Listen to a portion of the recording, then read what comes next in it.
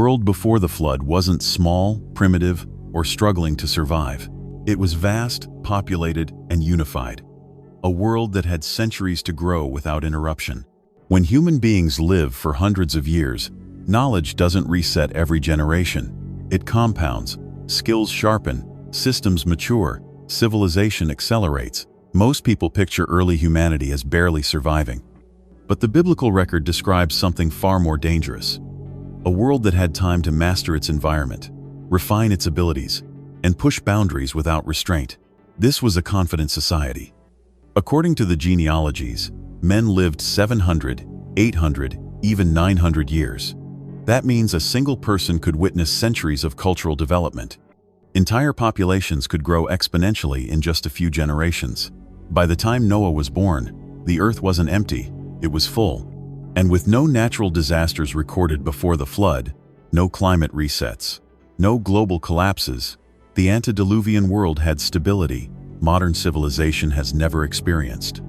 Long lifespans, fertile land, and uninterrupted continuity created a perfect environment for rapid expansion.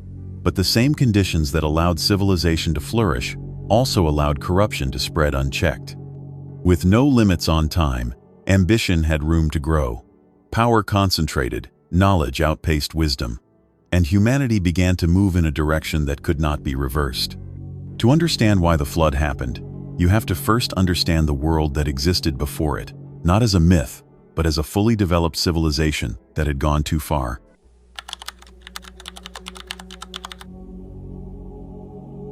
If you still picture the pre-flood world as sparsely populated, you need to stop. That idea is trash, and it collapses the moment you actually read the text, instead of projecting modern assumptions onto it. People weren't living 60 or 80 years. They were living 700, 800, 900 plus years. Lifespan is the engine of civilization. One man could father children for centuries. One generation didn't disappear before the next one matured. Multiple generations overlapped, learned directly from one another, and built continuously instead of restarting. Do the math, and it gets uncomfortable fast. Even with conservative birth rates, the population would explode exponentially within a few hundred years. By the time of Noah, the earth wouldn't have been dotted with small tribes. It would have been densely populated, structured, and fully occupied. And here's the part people ignore. There is no record of death by disease, famine, or natural disaster before the flood. The environment was stable, the ground was fertile, the climate was consistent. No resets, no collapses, no interruptions. That means civilization had uninterrupted time to grow, refine, and scale. Knowledge didn't die with grandparents. Skills were not lost. Mistakes were not forgotten. A craftsman could perfect his work for hundreds of years. A leader could rule for centuries. A corrupt ideology could spread globally without resistance from time itself. This is why the Bible says, "The earth was filled." And that's the danger of extreme longevity. When time has no teeth, human ambition stops fearing consequences. Power consolidates. Arrogance hardens. Corruption matures. The antediluvian world was advanced because it was old, terrifyingly old. And this population explosion wasn't just biological. It was cultural, intellectual, and moral. A world with that much time doesn't drift accidentally. It moves deliberately. And it was moving in the wrong direction.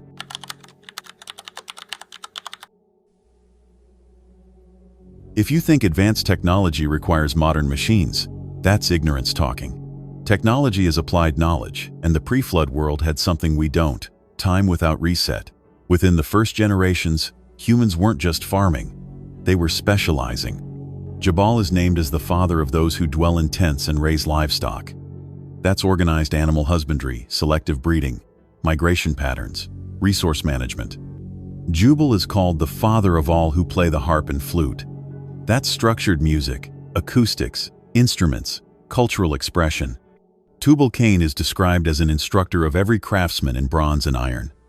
That's metallurgy, smelting, alloying, tool and weapon production.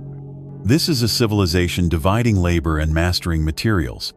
And remember the timeline. These developments didn't occur over thousands of short-lived generations. They occurred among people who lived centuries, refining skills across lifetimes. A metallurgist could experiment, fail, improve, and perfect techniques over hundreds of years. Knowledge accumulated, which means by the time of Noah, the antediluvian world wasn't just using tools, it was likely far more advanced than we're comfortable admitting. In engineering, construction, agriculture, and warfare, here's the part people don't like.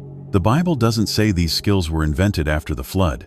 It says they existed before it. The flood didn't mark the beginning of civilization. It marked the loss of a civilization. That's why ancient civilizations appear suddenly advanced, because they were rediscovering fragments of what already existed.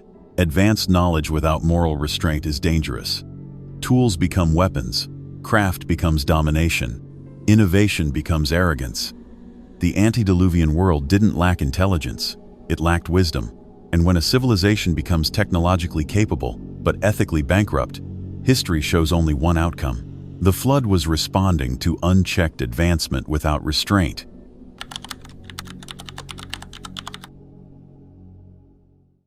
Genesis states plainly that cities already existed. Cain built a city and named it. Cities require population density, leadership, labor coordination, food systems, security, and long-term planning. You don't get that by accident.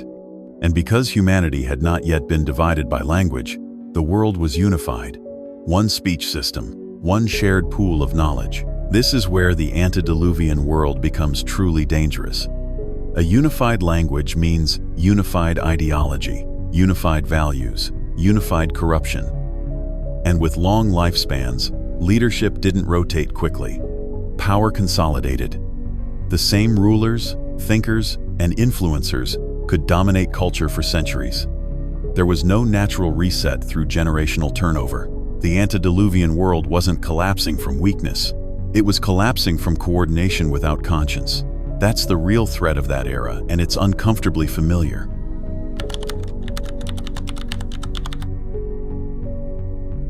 The flood didn't happen because people were curious, innovative, or powerful.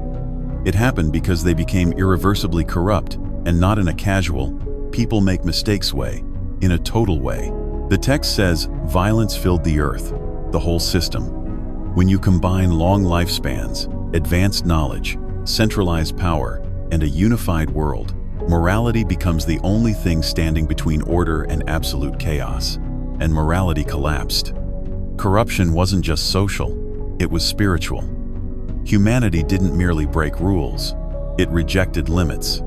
The line between what was permitted and what was forbidden was erased. The text describes all flesh becoming corrupt, meaning the decay wasn't ideological alone, it was systemic. Every structure, every institution, every layer of society. A world like that manufactures monsters, and the flood was the last possible intervention.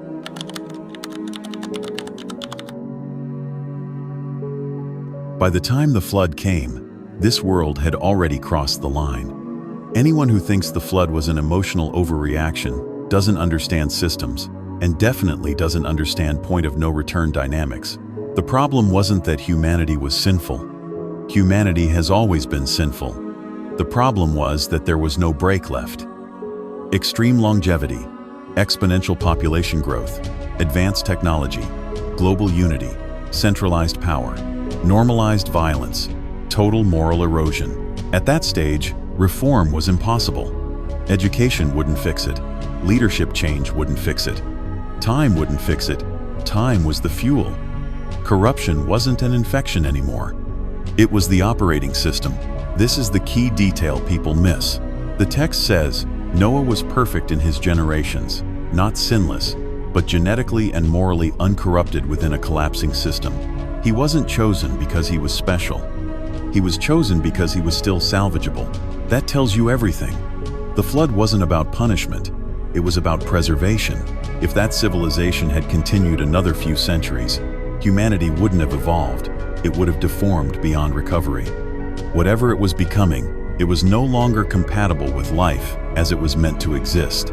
So the reset was surgical. Reduce the population, break the unified system, shorten lifespans, fragment language, slow the spread of corruption. And here's the uncomfortable mirror nobody likes to look into. We are rebuilding the same conditions again. The antediluvian world wasn't destroyed because it was ignorant. It was destroyed because it was too advanced for its own moral capacity. The flood wasn't the end of the world. It was a warning, and history only gives warnings once.